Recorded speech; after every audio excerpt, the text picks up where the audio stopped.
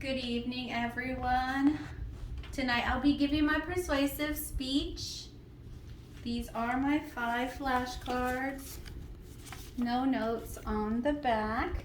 And as you all know, my name is Myra. This is my audience.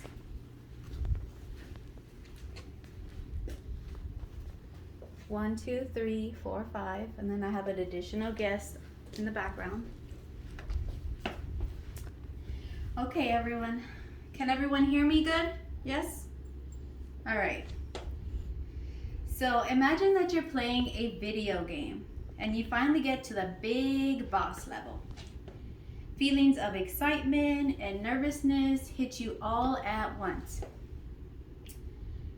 And just when you think it's time to move forward to the next challenge, the screen goes black and you think, no, I lost all my progress. What happened?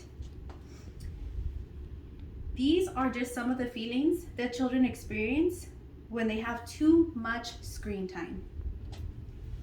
My goal today is to make you all aware of the effects of screen time exposure in children and provide a solution that will help minimize behavior problems, lack of sleep, and obesity issues.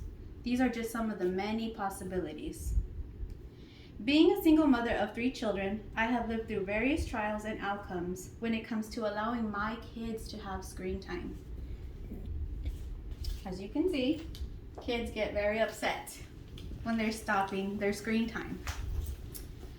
With this speech, I hope that you will gain a better understanding of what screen time entails and will be able to spread awareness to all of the implications of screen time.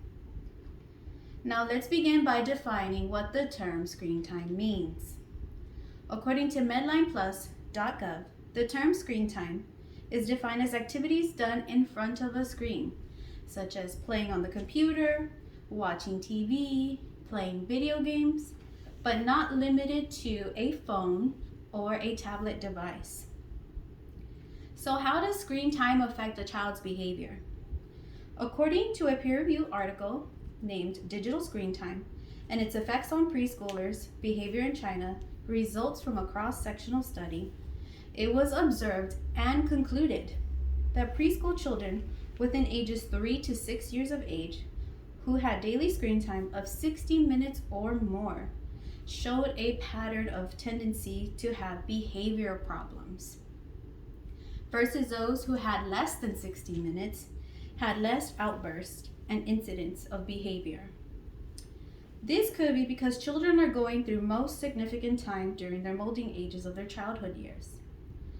I'm sure many of you have heard parents and maybe even teachers say, these children are like sponges. Well, that is because they are. They are sponges. A significant period to a child's brain and development are between these exact ages. A child learns how to understand language. They learn how to observe and mimic certain behaviors that may be exposed to possibly during these screen times. They also learn how to understand feelings and understand what makes them feel good. Therefore, when you're playing a video game and you reach the height of ultimate exhilaration, of course your child will become addicted and they will feel upset because they have to cut those attached feelings off so suddenly. This is why there is no coincidence that children begin to experience other problems such as obesity and lack of sleep. Per common recommendations of the American Academy of Pediatricians, children under the age of 2 years old should be limited to a minimum of 1 hour of screen time per day. And children older than 2 years of age should be limited to 1 hour or no more than 2 hours of screen time daily. Now, yes, I'm sure many of you are wondering, what if we have no choice? Especially since we just lived through a pandemic and we needed to do remote learning. Well, let me share with you that there are some benefits to screen time. Per the study, type of screen time mandates effects on outcomes in 4,013 children, evidence from the longitudinal study of Australian children. There has been some studies according to educational screen time that was associated with positive educational outcomes and no negative reaction outcomes.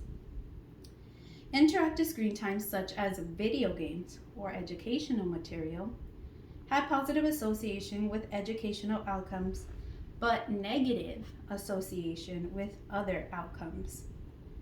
This is where underlying issues can come to surface, such as childhood obesity.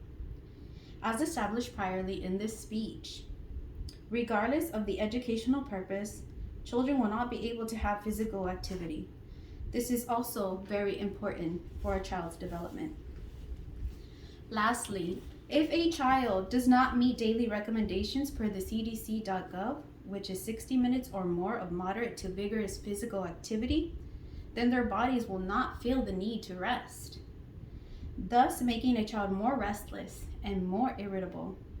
If these patterns continue, it will cause a spiral effect that many of us do not realize we're causing ourselves. This brings me to my last point. How can we control the issue? To start, we begin by following pediatrician guidelines, much similar to this one that I have displayed in the background. Under 2, less than an hour, 2 to 5, 1 hour per day, and then discretion as you get older throughout the ages. Let's see. We also need to ensure that we don't lose the essence of another key point to a child's development, which is physical activity. We can encourage our children to play outside or to join some kind of sport activity. We must also not forget that sleep is another essential factor. Therefore, make sure that you establish a nighttime routine so that your child can thrive and become better and better each day. With this all that has been said, we have assessed those effects of screen time in children are a lot greater than most people assume, and the solution to the issues of behavioral problems, obesity, lack of sleep, can be controlled with modifications to one's daily routine. Although it is nice to experience all the positive outcomes and the feelings that result from screen times, we must not forget, just like any other problem in this world, we must take grip of it, which can be done by allowing screen time in moderation and allowing our children, along with future children, the best possible outcomes to their well-being. Any questions? No? Thank you. That's all.